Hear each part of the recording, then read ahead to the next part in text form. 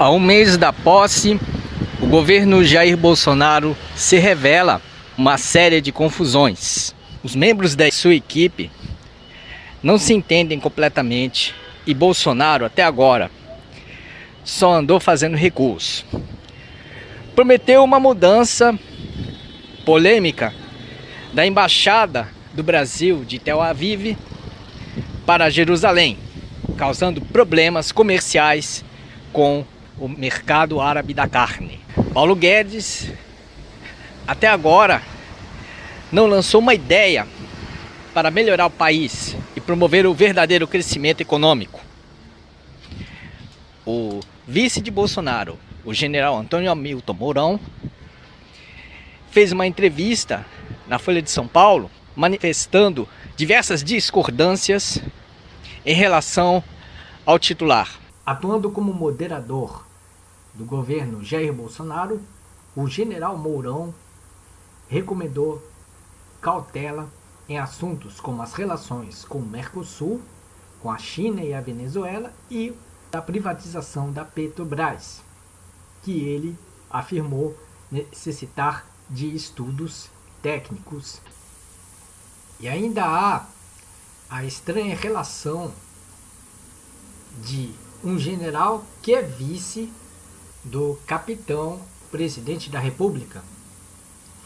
E essa estranheza pode influir no risco de Mourão governar nos bastidores, segundo dizem boatos que andam circulando nas redes sociais. Havendo até suspeitas de que daqui a pouco Mourão iria tirar Bolsonaro do poder e assumir o governo federal. Então, o governo de Jair Bolsonaro mostrou-se contrário até ao mais simplista otimismo da população brasileira. Hoje o que se vê é que aqueles que gritaram Bolsonaro na campanha presidencial agora estão apreensivos, estão se comportando como se estivessem em estado de choque, e não raro há bolsonaristas arrependidos. Muitos bolsonaristas estão envergonhados, ficando em silêncio, sem manifestar aquele orgulho que havia meses atrás. Além do mais, eles são colocados no ridículo pelo fato deles idolatrarem um pseudo-intelectual chamado Olavo de Carvalho, um lunático que pensa ser filósofo e que deveria ser chamado de fisólogo, só para dar um trocadilho grotesco à sua figura lamentável de ideias extremamente reacionárias. E a semana foi ainda marcada por uma grande gafe cometida por Jair Bolsonaro e por seu filho Eduardo Bolsonaro. Jair Bolsonaro recebendo o assessor do presidente dos Estados Unidos, Donald Trump, o pouco carismático John Bolton, prestou continência, reconhecendo a superioridade política dos Estados Unidos. Eduardo, por sua vez, usou um boné com a palavra Trump, mostrando também que esse papo de Brasil acima de tudo é uma conversa para boi dormir. E isso recebeu muitas gozações nas redes sociais, já que Jair Bolsonaro adorava se associar à bandeira brasileira e a ostentar o seu patriotismo, que ele dizia ser irredutível.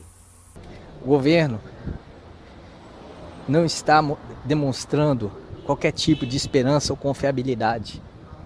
E aí, apesar de alguns paralelos com o governo de Fernando Collor, no caso de criar um verniz técnico para a sua equipe ministerial, não há uma perspectiva positiva em relação ao seu projeto político. Além disso, já começa a haver até desentendimentos com a bancada da Bíblia, uma vez que Magno Malta foi descartado para a equipe ministerial em detrimento de Marco Feliciano, que parece ter melhor conta no governo bolsonarista.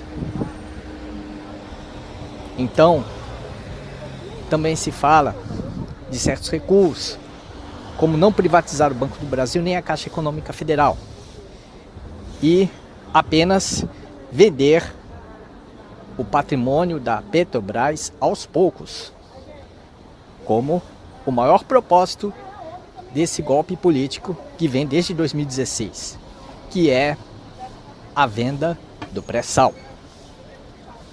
Talvez o legado desse golpe político se resuma a isso. Enquanto se vende as plataformas e refinarias de pré-sal, enquanto se precariza o mercado de trabalho e precariza também a educação através do maligno projeto Escola Sem Partido, realiza-se então o propósito do golpe. E dizem que não vai haver aquele governo fascista que se teme surgir em breve. Se bem que não se sabe o que vai acontecer. Em todo caso, se o propósito do golpe se concluir, talvez os políticos se amansem. E aí, talvez dê apenas para sobreviver neste Brasil caótico, confuso e desigual.